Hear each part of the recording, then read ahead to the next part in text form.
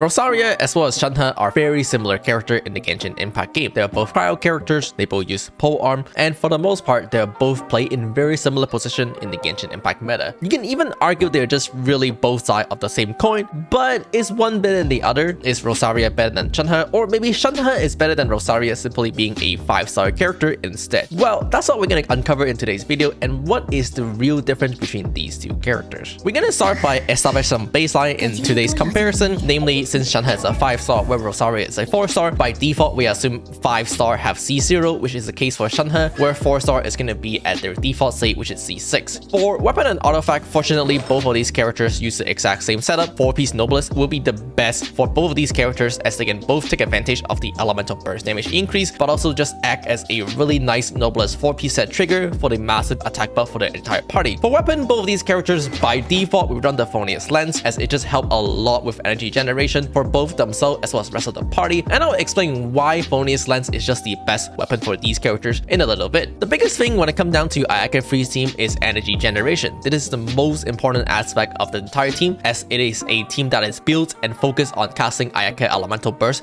and you have to make sure to cast this Elemental Burst on time every single rotation, which is generally speaking around 20 seconds. This is one of the biggest reasons why you really want to run Phoneus Lens on either Shenhe or Rosaria, because the extra particle generation is really good to make sure that your Ayaka can cast their elemental burst on time. But on top of that, the substat on the Phoneus Lens is energy recharge, which conveniently is just really helpful for Shenhe or Rosaria to also cast their individual elemental burst on time. In my personal opinion, this causes the biggest difference between Shenhe and Rosaria, as it only allows you to get 2 elemental skill off per rotation on Shenhe, but it allows you to get 3 elemental skill off per rotation on Rosaria, assuming that you're running something like a 20-second rotation. This means that Rosaria just have significantly better energy generation in comparison to Shenhe. Shenhe with a 80 energy cost elemental burst mean that generally speaking she is actually gonna run into energy recharge problem, and in general you're looking to build around 160 to maybe 180 or even 200 energy recharge on your Shenhe if you're not running the Phoneus Spear. In comparison, Rosaria actually run into much less energy recharge problem. Rosaria elemental burst only have a 60 energy cost, which is much easier to fill, but on top of that, Rosaria elemental skill have a 6-second cooldown compared to Shenhe's 10-second cooldown. As Rosaria can proc 3 fast rotation, but Shenhe for the most part only really proc 2 fast rotation. When you're running Shenhe into your Ayaka team, you're just gonna have to build higher ER on not only Shenhe but the rest of your party member as well, and of course that kind of decreases your damage stat. Luckily for us, Shenhe does compensate this by giving us more buff, mostly in the form of her elemental burst and passive. Her elemental burst does reduce the enemy crowd resistance based on your talent level up to 15% when you do max it, as well as the 2 talent that give you 15% crowd damage bonus, plus an additional 15% elemental burst damage bonus when you do press your elemental skill. In comparison, while Rosaria, just like Shenhe, is also able to provide the 4-piece Noblesse effect buff, giving your entire party a 20% attack boost, her only other real buff is that she has a critical rate passive that allows you to get some critical rate on the rest of your party member, and if you do have her C6 unlock, another 20% resistance shred, which is not very useful in an Ayaka Freeze team. So while Shenhe, in comparison to Rosaria, lack in the energy recharge utility, she make up for it by providing more offensive utility related to your stat. But we still have to talk about both of these characters' ability to do damage. As a sub DPS, Rosaria drop her elemental burst onto the field and do really good crowd AoE damage. However, for Shenhe, she do her damage by using this really unique mechanic called Icy Whirl. You'll notice that I call it damage as well as sub DPS here, because most people think of this as a buff, but it's much more like a sub DPS damage dealt by Shenhe, but just using other character stat instead. The end result is that you really get 2 damage instants by moving this Shenhe damage out because of distributing property. You get the talent by Ayaka multiplied by her crit as well as damage percent, and finally the talent on Shenhe multiplied by Ayaka's crit as well as Ayaka damage percent. So it's much more accurate to say that Shenhe's Icy Whirl, it's a sub DPS damage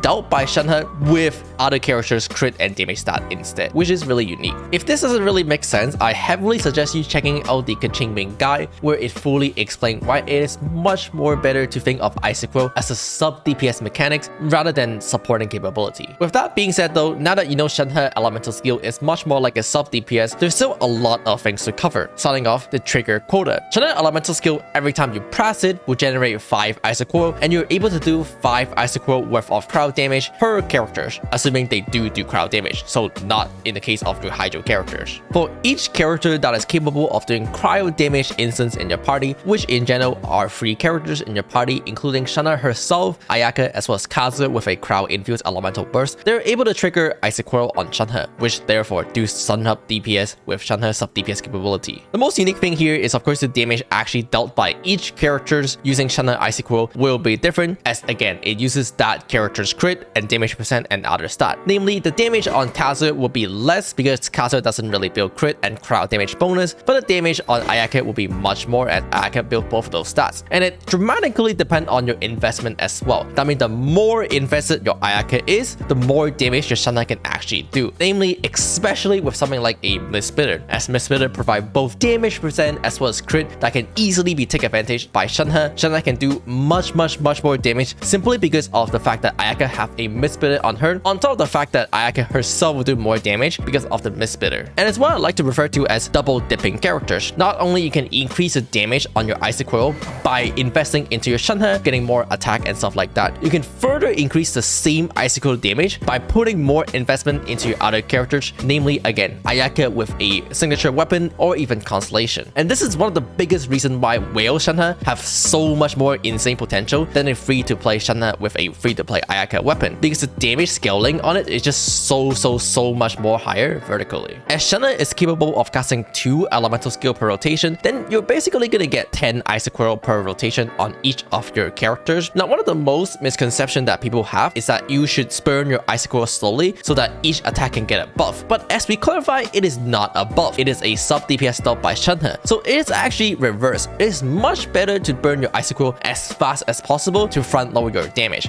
as the damage instant in total will be the same regardless. It doesn't matter if you spend 10 Icy Coil in 10 seconds or 10 Icy Coil in 2 seconds. The end result is that you do the same damage, so it's just much better to burn it in 2 seconds because it allows you to do much higher burst damage up front. This brings us to one of the major difference between how Shenhe and Rosaria sub DPS are being dealt. Rosaria do her sub DPS by casting her elemental burst and having it hit over the duration of 12 seconds, 8 seconds on the burst itself, and then another 4 seconds if you have Constellation too. And since we're comparing C6 Rosaria versus C0 Shenhe, we assume you do have Constellation too. On the other hand, depending on how fast you can burn the Icy Coil, that's how long you take to do the sub DPS dealt by Shenhe. With a character like Ayaka who can do really massive cryo-tick damage on her elemental burst really frequently, you can burn those Icy Coil relatively quick, and therefore overall resulting in just much higher upfront damage, and could be more suitable for bursting or most importantly, speed running. While you can argue that that makes Shenhe do her damage much better than Rosaria since it is just a better method of doing her damage, unfortunately the Icy Coil mechanics does have a massive drawback, which is the fact that it does not scale with the number of enemy that you're facing. No matter if you're facing 2 enemy or 3 enemy,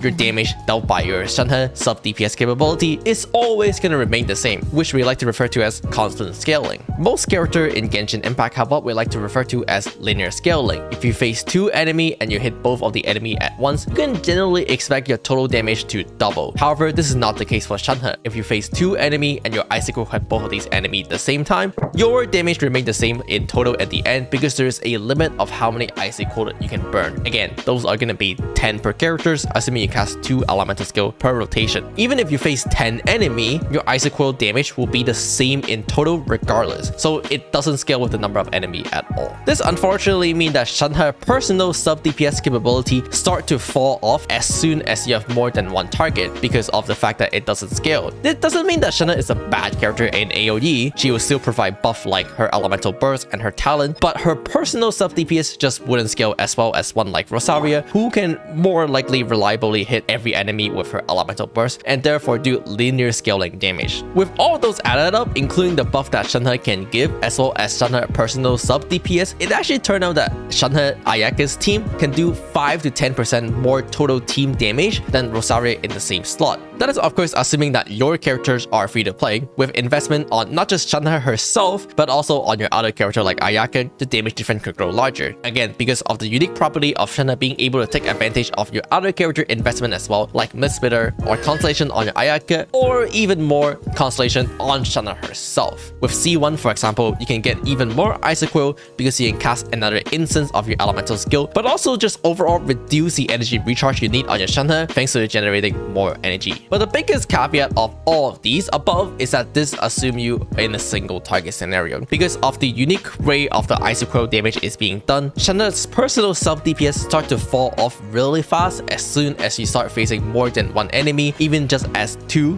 or 3 enemy. And at that point, Rosaria can start to catch up. The thing that actually makes Shenhe unique compared to Rosaria are in the free-falling category. Higher single target damage by 5 to 10% if played optimally. Higher upfront burst, the damage is just more front-loaded compared to Rosaria, which could be really useful if you're trying to burst down something or speed running, typically in bosses. And finally, of course, enabling monocrowd team. Monocrowd team is of course a variant of free team where you ditch the Hydro member for an additional crowd member. You do this for a lot of reasons, but the major one is of course when you're fighting enemies that are unfreezable, so therefore there's no need of a Hydro applicator anyway because you can't freeze them. Therefore, you might as well ditch the Hydro applicator for a much better sub DPS like another crowd member. Of course, Shenhe take advantage of this much higher than any other character in the game because with an additional crowd applicator in the party, you can get more isochro and therefore just do more damage on Shenhe, but also the additional crowd member can also take advantage of Shenhe buff much better.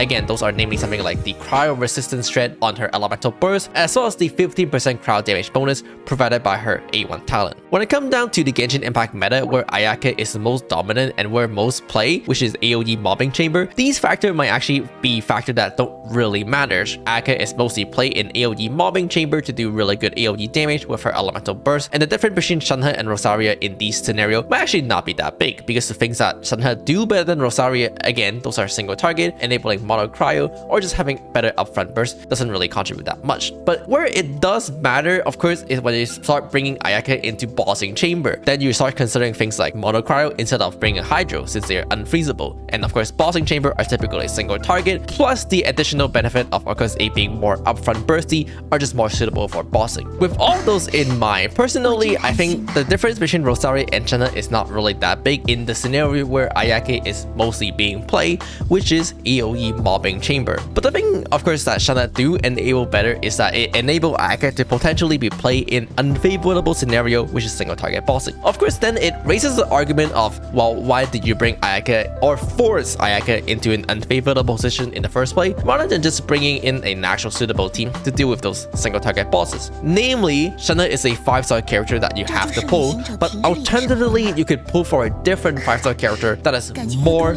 suitable for bossing instead to deal with those chamber, instead of pulling Ayaka and Shenhe and forcing her into those single target bosses. The thing that actually makes Shenhe better than Rosaria is love. You see, the thing about me is that I don't really play character because I like them. I only really play the strong characters. Namely, even though my favorite character in Genshin Impact is character like Venti or Dea because she is hot, they don't really get played that often in my account, and I only really play them when the Abyss is favorable for them. For Dea, that is like never, and for Venti, that is like sometimes. But for some people, they might just really like character like Ayaka and Shenhe and therefore just want to play all the time, and that's where Shenhe do better than Rosaria, is to enable Ayaka to be played a little bit better in scenario where she's less favorable. Is that the quote-unquote meta thing to do? Probably not. Is that the wrong thing to do?